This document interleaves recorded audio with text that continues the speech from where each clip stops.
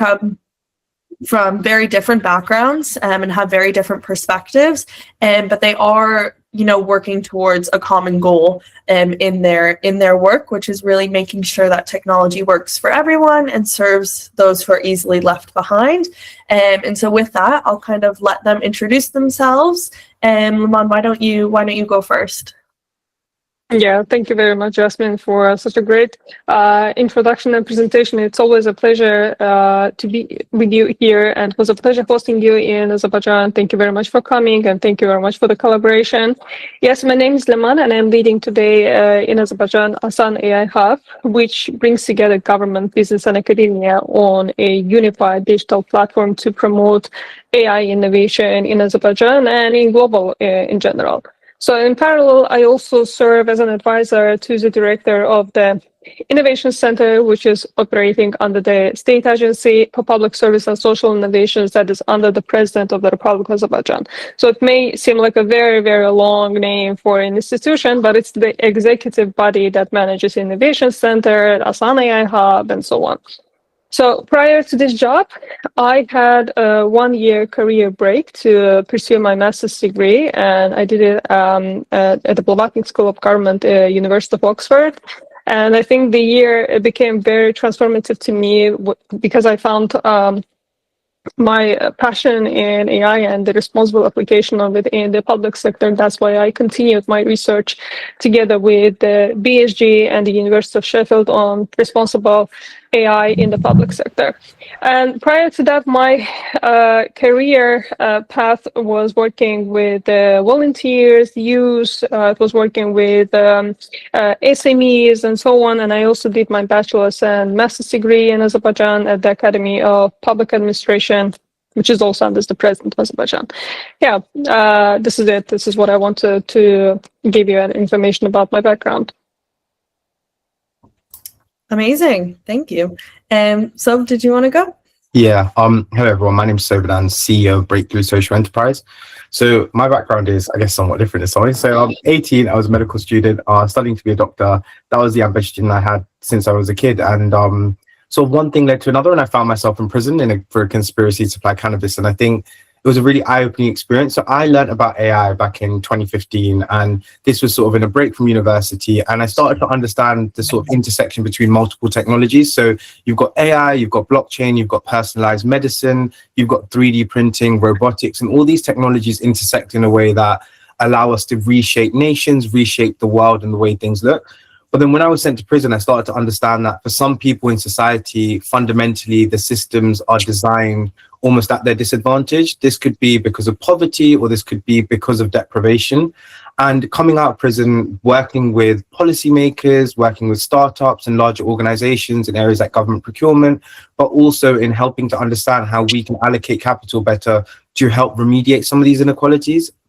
The danger with AI that I see and that I think constantly concerns me is fundamentally good data governance leads to good AI governance, but we live in a world that's fundamentally unequal for various reasons, whether that's economically, socially, whether that's institutions or nations who want to dominate others. And if we want an AI future that works for all of humanity, it requires us to come together as a single species, like recognizing, regardless of whether you're a human being in the UK, a human being in India, Azerbaijan, or anywhere else, fundamentally you're a human being living on this one planet.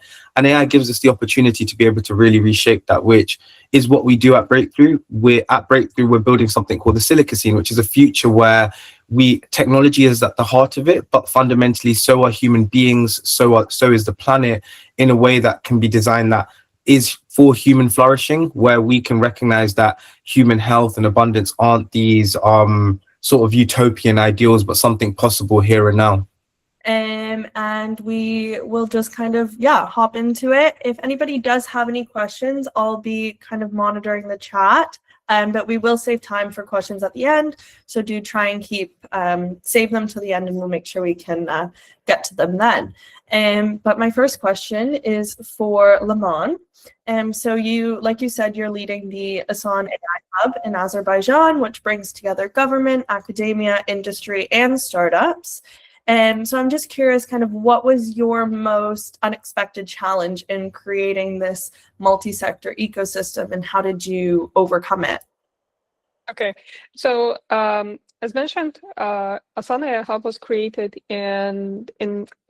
open for the audience, let's say like that, in December last year, but we have been working on it since April 2025. And to be honest, currently we haven't faced any completely unexpected challenges, but we have taken a number of calculated risks in a way. One of the core mechanisms of the ASAN AI Hub is that we call it as our challenge system. The idea behind it is we bring together supply and demand for AI solutions to address problems where the solution isn't obvious. In practices, organizations, which we call challengers, they identify a problem they want to solve. This can be government institutions, this can be private sector organizations, and they publish their challenges on our platform. And then solution providers, usually it's tech startups, it's SMEs or research institutes, academics, they will submit proposals explaining how they would solve that problem.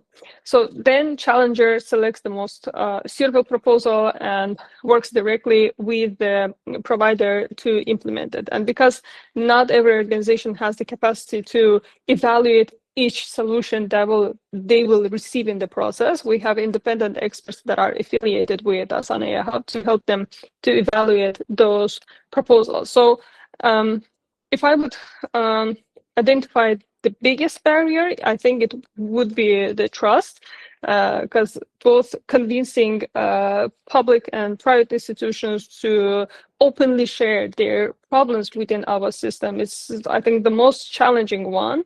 But we are addressing this by establishing very clear rules and standards from the very beginning and ensuring that transparency are set. We guarantee that the startups will be paid on time. We'll guarantee the protection of the intellectual property rights. But there is also another barrier I would mention would be the procurement issue as well, because, for example, the system requires that if you announce a challenge, you have to announce the prize awards from the very beginning, and sometimes it's really hard for public institutions to write that award in the beginning because of the procurement laws that they have to go through in order to work with anyone that wants to provide service to their system. Yeah, I think this is the barriers, but I think what our strengths comes from the ASAN brand itself, and ASAN service has a consistent high public satisfaction rates, and the reputation significantly increases confidence in collaborating with ASAN AI Hub. But in the discussions, I think I will delve in more into what actually ASAN means, what it has been implementing in Azerbaijan, and why it has become such a great intellectual expert product of Azerbaijan that is being implemented currently in African countries and in Asian countries as well. Yeah, amazing. And I don't know much about procurement, but I have heard that it is a nightmare in any sector. So I'm not surprised. It's good that you don't know about it. You're half a person then. Yeah, but that is, other than that, it's impressive that you haven't had too many problems bringing together kind of all those different actors so far, because I think that's a big barrier that people have in mind, is when you bring together all these different actors from different sectors, it can cause a lot of challenges. So clearly you've done a really, really good job at foreseeing what that could look like. I mean, exactly. It can be even sometimes problematic with academic institutions as well. I mean, they have protocols, they have checkpoints, like how things should be done in the process and so on. So that's why this is also can be mentioned as one of the challenges. But it is a very iterative process. Like, we learn every step of the way, every collaboration that we're having. It's a very good foundation in general for us to learn and iterate and become better for the next ones. Yeah, absolutely. If you can just make sure that you're muted when you join, that would be great. Thank you. But okay, we'll move on to Sobanan now. In your work with Breakthrough, you've seen AI development across many different contexts and communities. Could you share a specific example where you witnessed kind of the gap between AI's promise and then its reality for underserved communities, and what this taught you about building tech that really does serve everybody? Yeah, so I think the biggest thing is we have to get the basics right. Like 2.6 billion people in the world currently don't have access to a digital device, right? So fundamentally, where we hear these narratives that AI can fix problems or create solutions for the entirety of humanity, until we get the basics right, the reality is that it will only serve those who are the most privileged in society. And like the reality of building technology is like technology itself is just a mindset, a scientific mindset. For anyone who knows the definition of the word technology, it's applying the scientific method, a practical thought process to a problem and coming out with solutions. Like once upon a time, a knife and a fork used to be a form of technology, right? And what we're seeing is this massive form of inequality across the world where, you know, some countries, for example, in the West have such access and abundance to technology through consumerism and through their economies, and in other countries through state-based control. But the reality is what happens to the global majority or the people who across the world can't access these technologies? So rural farmers, for example, right, where they could really benefit from robotics or AI technology to help support them to increase yield, which then increase food abundance. But they're not at the top of that priority list because economically and socially for large institutions, they're just not a priority. They're not what we think about as the poster child of AI adoption or robotics adoption. So I think when I think about the word underserved as well, it's the majority of people that belong to humanity are fundamentally underserved because, you know, if we think about stuff like salary disparities, like you think that something like 60% of the world live on less than $7 a day. Like what do these people do with a premium ChatGPT subscription when we don't have that level of equality or that level of capacity across humanity?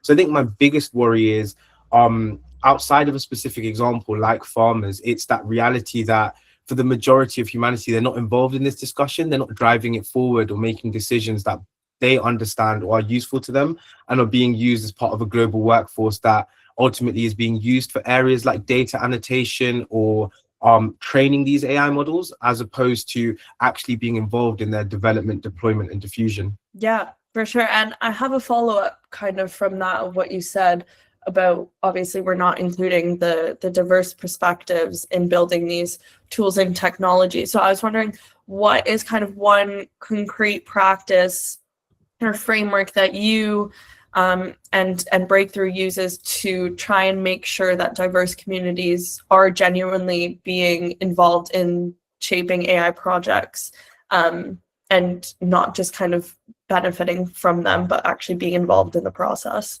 Yeah, of course. So I think the biggest thing for me is like, as an organization, I believe like compassionate curiosity is our biggest driving force. So we are curious about the human experience of people across the world, right? And I can accept that I don't know what it's like to be a citizen of Azerbaijan. I don't know what it's like to be involved in that economy or that society. But as an organization that, so for those of you who don't know, Breakthrough has a profit lock and Breakthrough has an asset lock, which means while we are a revenue generating company, we use all of our profit and our assets for good.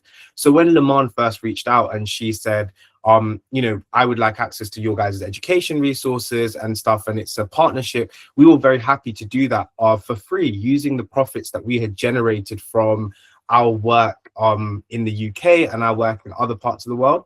So for me, it's like that mindset of like, how do we as an organization generate money, generate capacity through the work we do in the UK, and then distribute that as freely and widely as possible across the world? Because I think fundamentally as an organization, we're a very diverse organization. We have people based across the world, team members based as far out as India. Jasmine herself is based in Edinburgh, and some of us are based in the UK. But the point being is that we don't believe that a single country, a single nation state will be able to drive forward this change. It has to be all of us together. So whatever we can do to provide our resources, our knowledge and insight for free to as many people across the world, I think is that foundation building block for us as an education company. Yeah, for sure. And then kind of building on the capacity building that you were just talking about, Laman, I was wondering if we could get into that a little bit with the ASAN AI Hub and talk about that in a bit more local context. And what kind of skills or training have been most critical for the teams working within the hub and trying to, build out these practical and effective initiatives? Okay, so to answer this question, I think it's very important for me to emphasize that our team is small.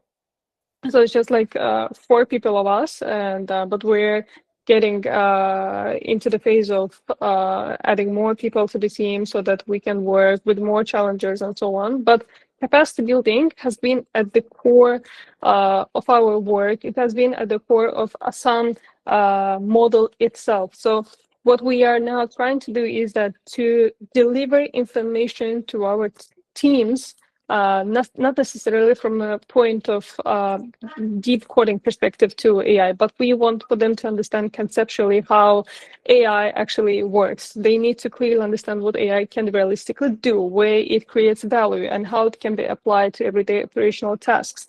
So without that foundational literacy, it's very difficult to design the initiatives that are going to be both practical and impactful for our society and for the people that we're working with. So to support this, we ourselves actively benefit from the capacity building programs that we have together with our global platforms, such as Breakthrough and Apolitical, among others. And they help us to stay aligned with international best practices. For example, with the training that we got from the Apolitical currently, in just 1 week, not only applied to our team, in just 1 week, more than 500 public servants in Azerbaijan showed interest, and they enrolled in the courses, and they're going through it now. So it's very, it has been good experience for us to see that we are actually doing this. We're giving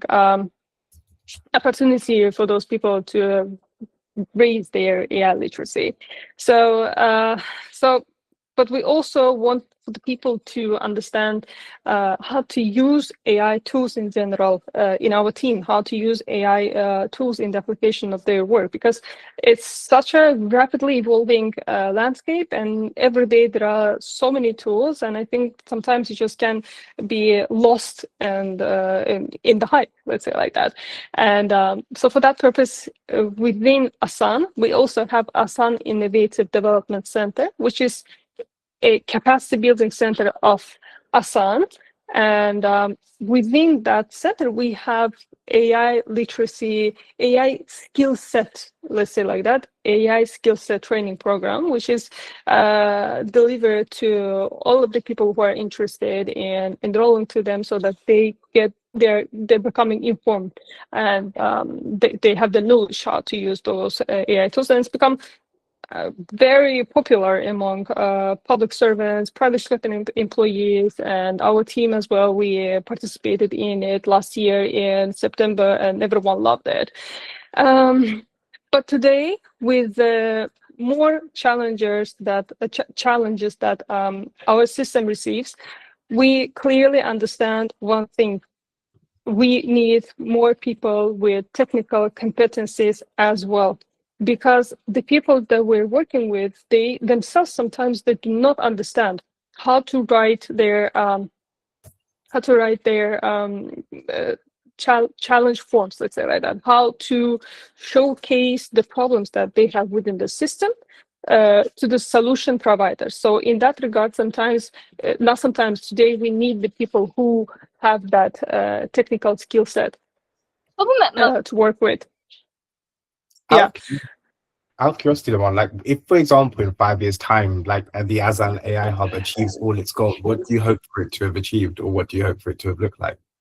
If we achieve all of our goals at the ASAN AI Hub, what we want to do. So in general, the purpose is that we become the national hub. We become not only the national hub, but the global hub, where all of the entities can share their challenges, and it becomes a global hub for the startups and everyone to work on those challenges, and become a system that actually helps to develop responsible AI deployment within those entities. So I would say this is the goal, and what we would like to do. And I think you're definitely, getting there quite quickly. And because I remember when I was there and you were giving me the tour and I had the opportunity to talk to, I believe, a pair that was developing, it was some kind of bidet that was, I don't know if you remember. Yeah. And it was, but it was like a really, nothing related to AI. yeah, It's but just like a startup. practical startup. You're giving like the opportunity to have the space and the resources that, again, is you're allowing them to have these conversations and access to resources and stuff in their local context that is solving real problems in where they are. So I think it's really cool to see that. But how that actually works, how that happens within Innovation Center, we have a couple of activities, and one of them is Innoland Incubation and Acceleration Center. That is the co-working space where you visit it and you saw the startups working down there, and they're the residents of the Innoland, and they can develop their startups and benefit from the mentorship that we're providing them, benefit from the networking opportunities that we give them. We take most of them with us to the fairs and the summits, tech summits that we would go abroad in Madrid, in Istanbul, and they can showcase their products down there. We also provide them opportunities to get into the talks with the investors as well. For example, today, 30 million ASEAN of investment has been received for those startups. And recently, we already even established a website, which is gub.icenter.us, and there's an online TV. Like,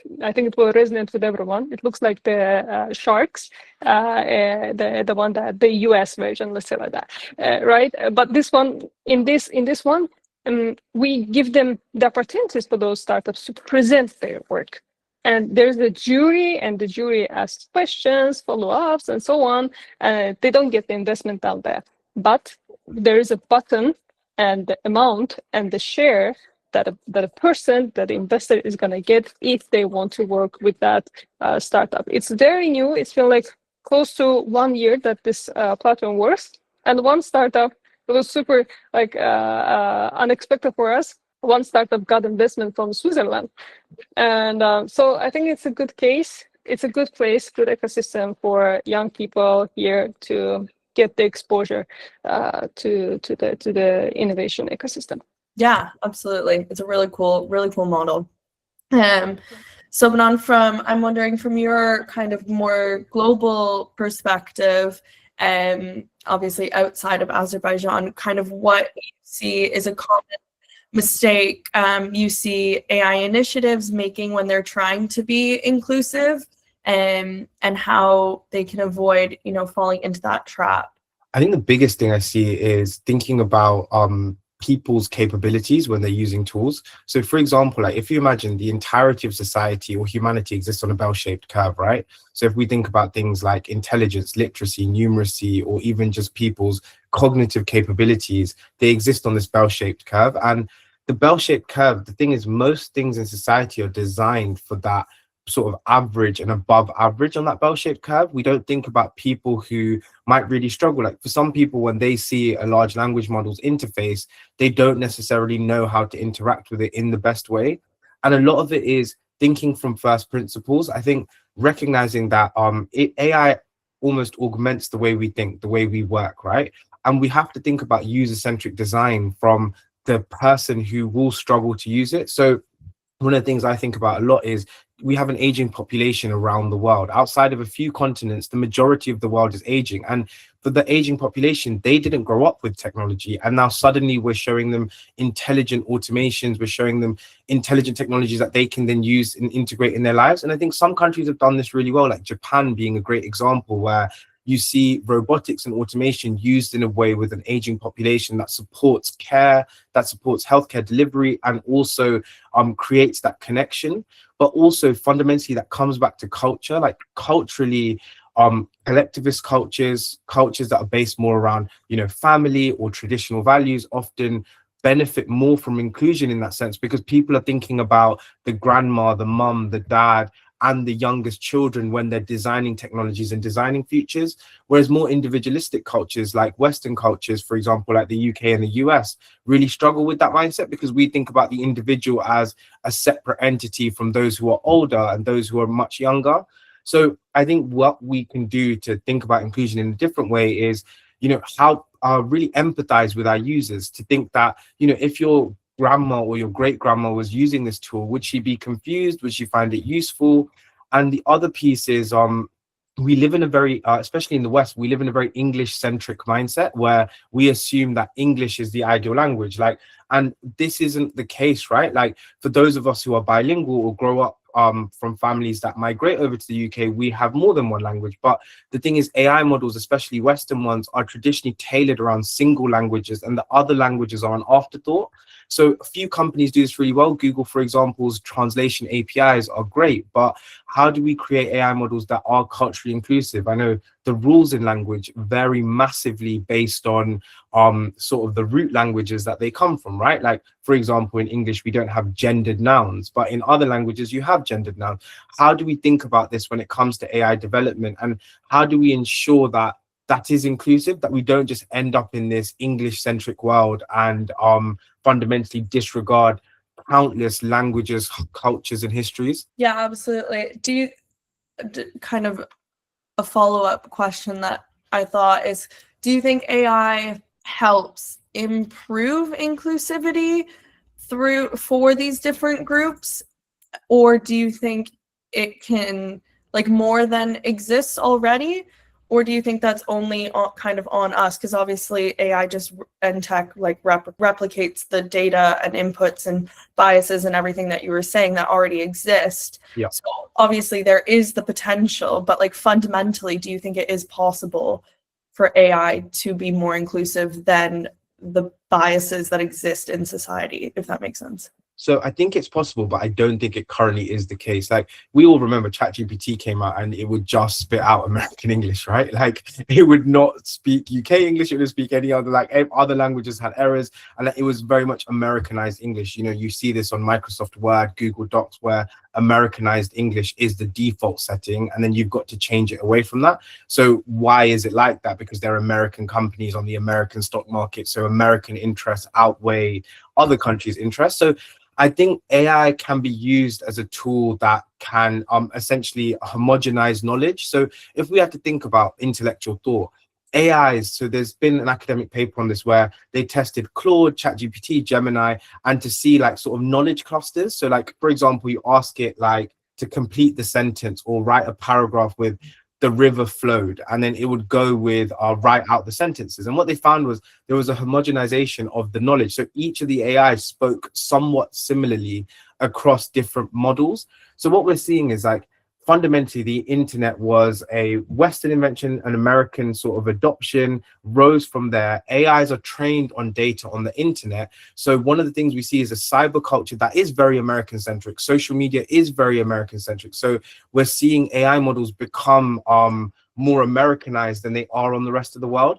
And then it's always that question of consumption and cultures, right? We think about social media culture, it's only now developing across the rest of the world in the same way it developed in America and the UK.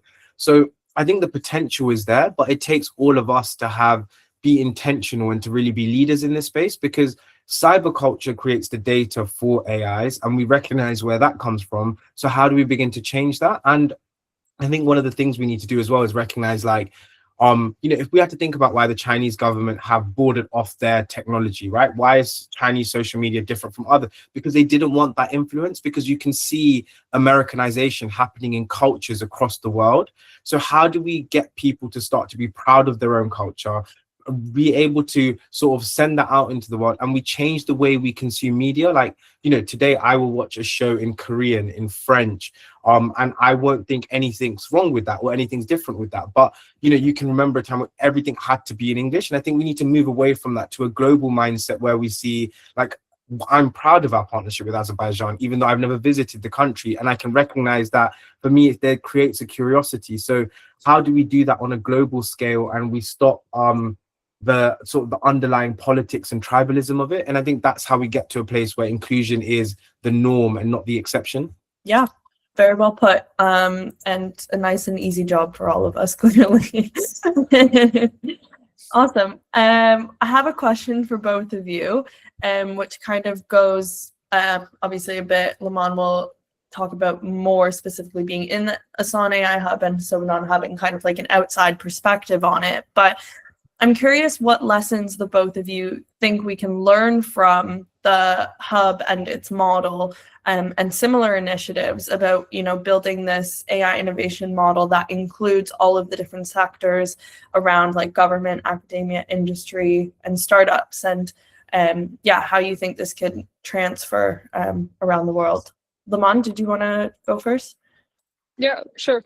So when we ourselves, honestly, when we were working on the ASAN AI Hub initiative, we also got inspired by the models that have been working prior to creating the hub. So that's why I would talk from that experience, because this model really, really works well in Singapore. And you can go through the Open Innovation Singapore platform and see that it's a government initiative again, but they're bringing together again everyone from the industry to collaborate together and develop the solutions for the challenges which are coming from the industry and so on. So it was a really really good, real good system. Then after we created the hub, I saw that there is a similar initiative happening in I think in Zimbabwe, in Africa. It's called Zindi, and that platform is even more amazing. They're giving access to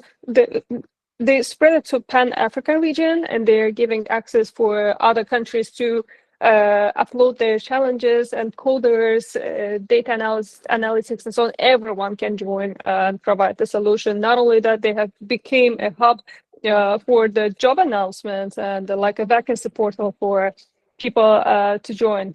And besides that, we had another meeting with UAE partners. There is a platform that is called Ignite, and that Ignite also gives access to the challenges of the even more big companies and with higher budgets, and they give access to startups for the mentoring opportunities of how to enter UAE market in that segment. So we got inspired, but we also try to make it more of similar to, let's say, to our own cultural retrospective as well, because what we want to do here is, besides getting that open innovation model developed, we also want for the research capacity of our universities to increase. We want to work with the researchers in Azerbaijan, because what happens is that, as Sobanan mentioned,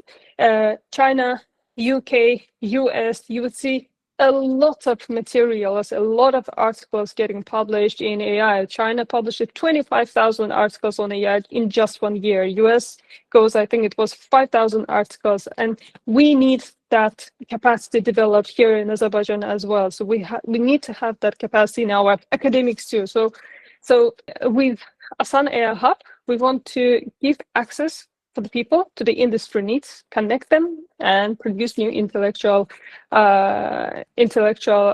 products together.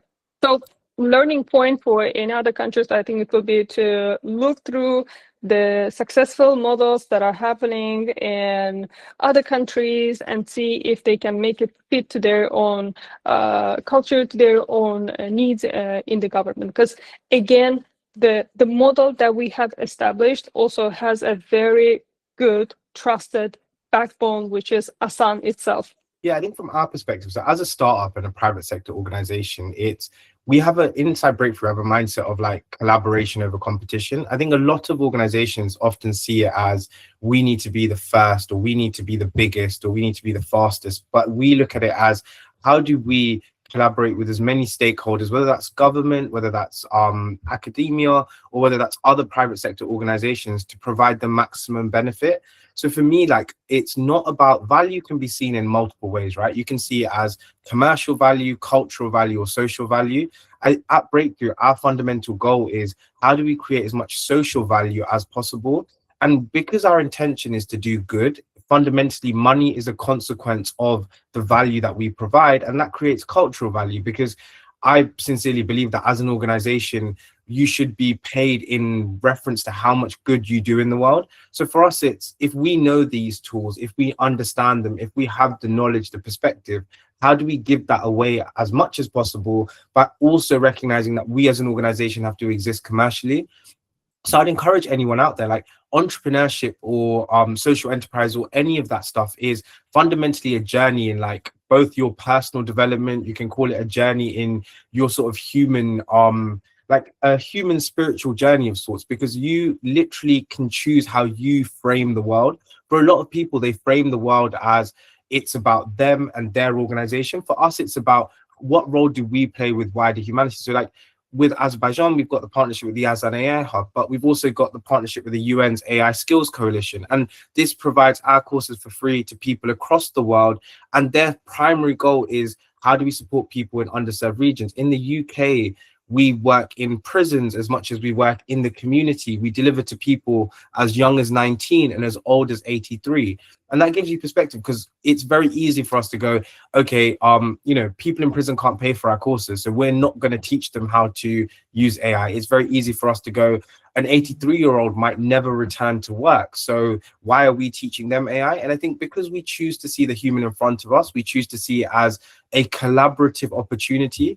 I think for the first time, the majority of human beings on the planet want to see AI go in a positive direction. They want to see both countries and the world be an abundant and a healthy place. I think we can get that alignment. And I think it's our duty as an education organization to provide that layer. Like, we view education as a form of civilizational design, right?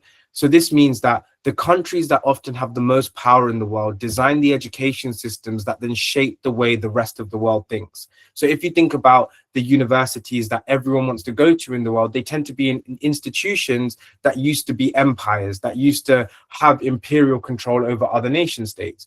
But if we're able to change that and create a democratic and truly human-centered education system, bringing together every stakeholder, it no longer becomes about the university you go to or the school you studied at or the country you were born in. It becomes, you have access to the internet, you have access to the skills and tools, and you have access to an AI advisor that can support you on your career journey.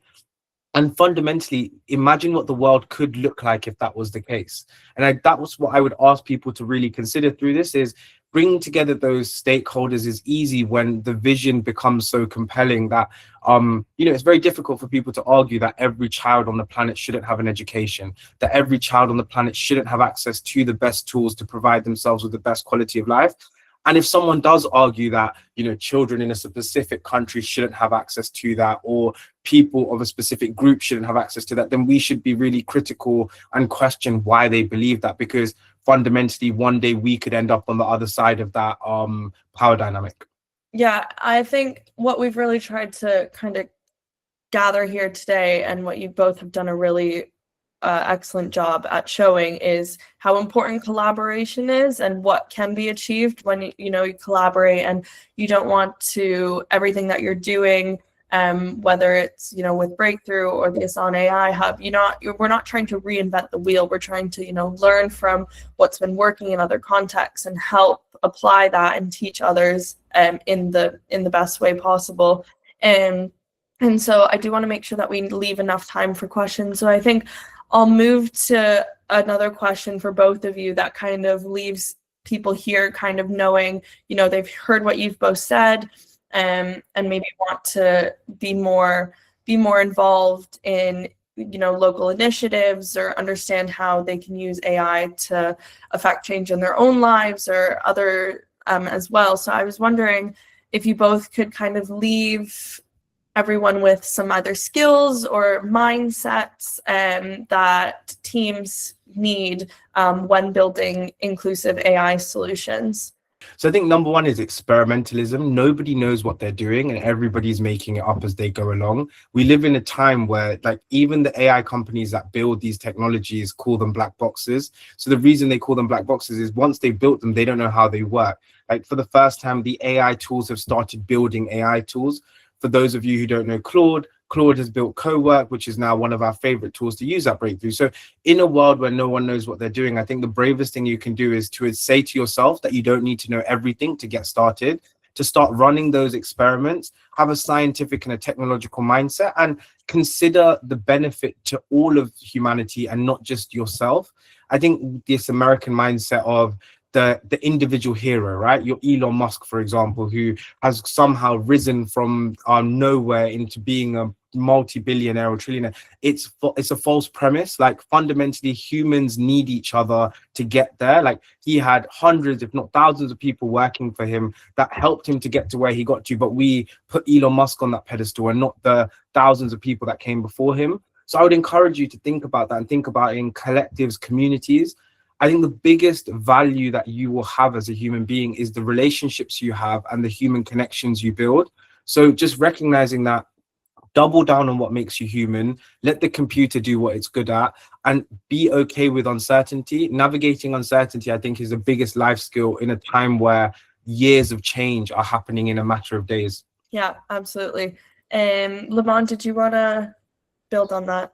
I think I couldn't put it even couldn't articulate it better than Sobanan. He really mentioned, I think, all of the pain points that I wanted to mention as well. And in general, leaders in companies, in public sector, and so on, at least from the very first beginning, they should ask themselves the question, like, I mean, do I need this? In general, do I need to apply AI in my service and so on? Because, for example, what happens in most of the companies is that AI can take the entry-level jobs for the people who take the internship and they come to the company, they learn this is the new skills and so on. So sometimes they need to ask themselves as the leaders question where they should apply it and where they should avoid doing that. And again, in companies, in the government, upskilling, reskilling, I think is going to be one of the important things for them to think about, aside from the things that Sobanan mentioned.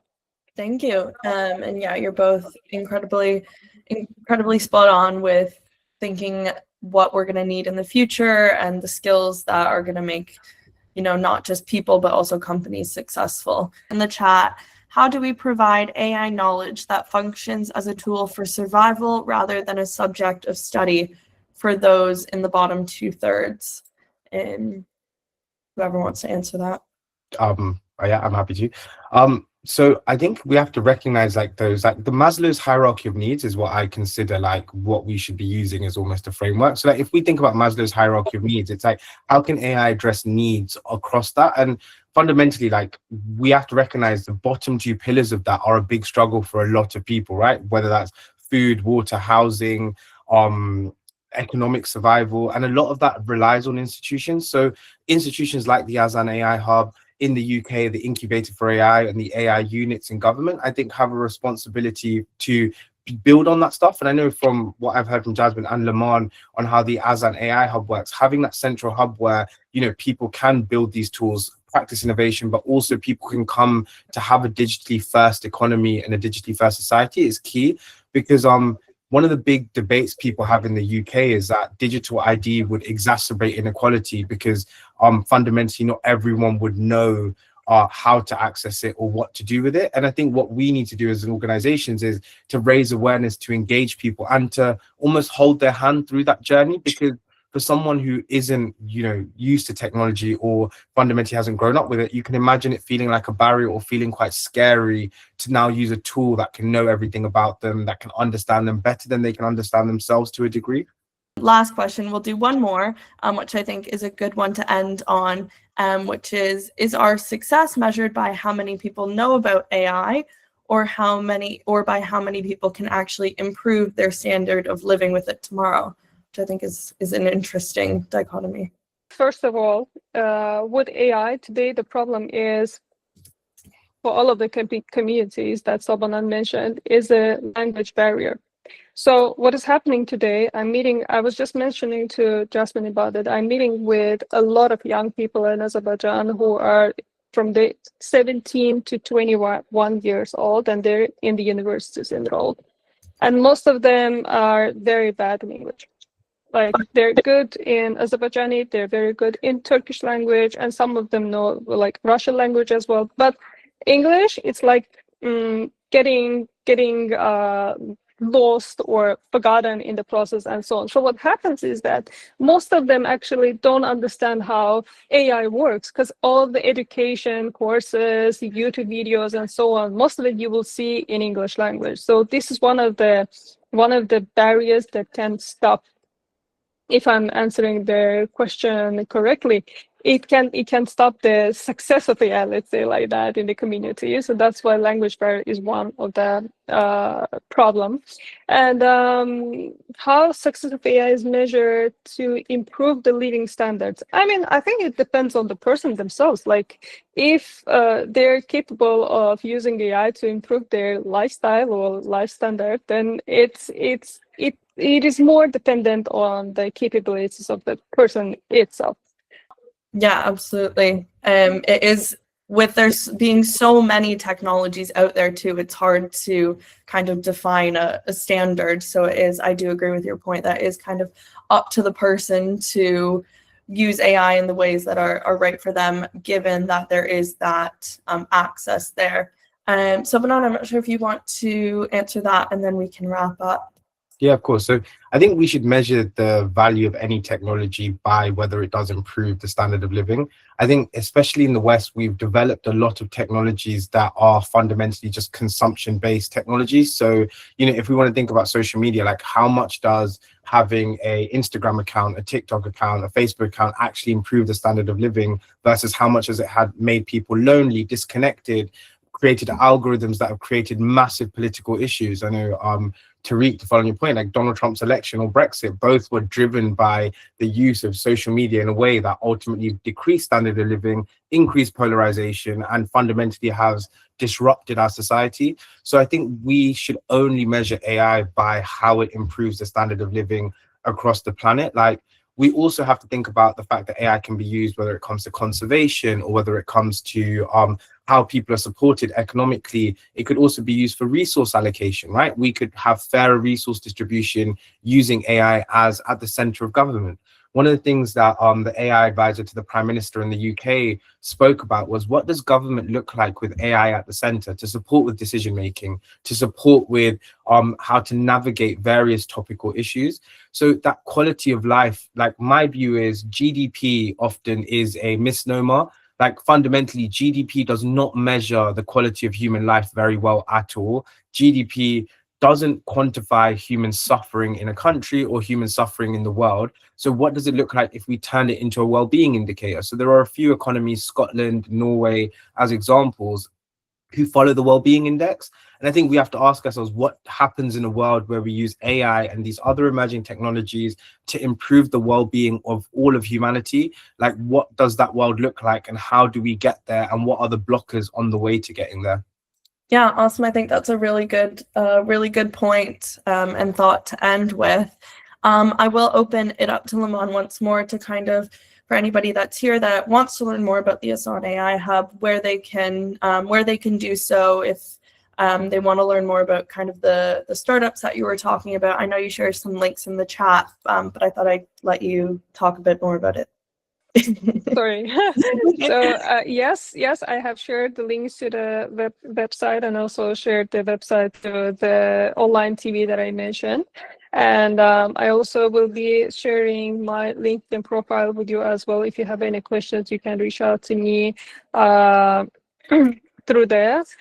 But yes, I mean, with ASAN AI Hub, if you want to be involved, for example, if you have a research topic in regards to AI, or if you're working on it, you can join and become one of our researchers. If you are working on a startup idea that is, or if you have a startup in AI, again, you can reach out to us, and we can review it and see if we can showcase your startup on our platform. And of course, within your entities, if you have challenges, you can announce them via the platform, or if you have a solution, apply with us. So this is in general how we could work with audience here. And yes, you can access our course catalog as well. And I think, Justin, you have a good news for our audience from Azerbaijan. And that would be really good to know and hear from you. So yeah, this is in general what we do here, and I'm happy to any insights, any inputs that you will have, and maybe some collaborative points to work on in the future. Amazing. Yeah, thank you. And definitely check out the hub. And if you have any ideas, reach out and see how you can get involved. But yes, like Laman said, as Breakthrough is a partner with the ASAN AI Hub, we wanted to offer a special discount code. So for those who don't know, Breakthrough AI has recently launched, and this is a new platform for AI education, which has 3 self-paced courses on it that we have launched so far. So I'll share the link. Oh, Sobanan's beat me to it. But I'll share the link to the courses specifically there. And if you're interested, these are kind of just about how you can break into the new economy that technology and AI is creating. And if you are interested in maybe starting a business or startup idea, something like that, we have our Breaking into the Digital Economy course kind of outlines how this is possible and things you need to think about. And so if you use, I'll put the code in the chat, but it'll also be in the follow-up email with the recording of this webinar, and you can get 50% off. And also recently this week, we have been able to translate our courses too. So that's really useful for anybody that is in Azerbaijan and would like to take our courses in Azerbaijani. And yeah, that is an option for you as well. And Jasmine, if you don't mind, I'd like to do a translation of what you have now shared with our audience from Azerbaijan. If you don't mind, I will just tell that in information to them in Azerbaijan as well. Do you mind? Absolutely. Dostlar, hər vaxtınız xeyirli olsun Azərbaycandan qoşulanlar. Deməli, bizim Breakthrough ilə əməkdaşlığımız çərçivəsində onların kurslarına 50% deməli endirimlər tətbiq olunacaq.